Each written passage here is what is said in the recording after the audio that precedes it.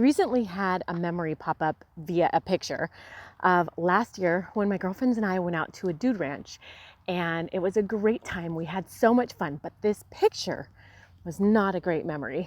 At this time, in this picture, I was 220 pounds. The memory that really struck me was the flight over there.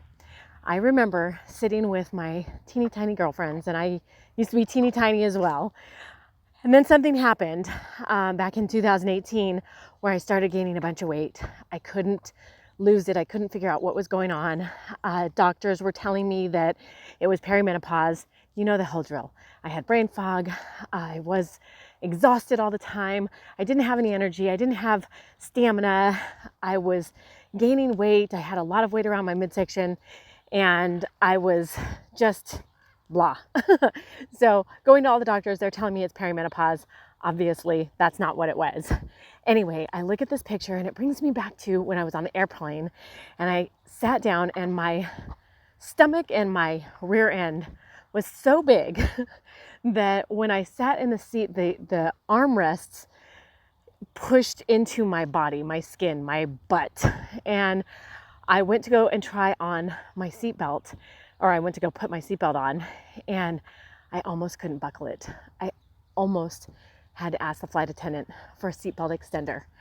At this point in this picture right here that I'm showing you right here, I was 220 pounds, and I could not figure out how I got there and how to get it off. And I know a lot of people out there were going to say, well, you ate your way there, which essentially yes, but that's not really what happened.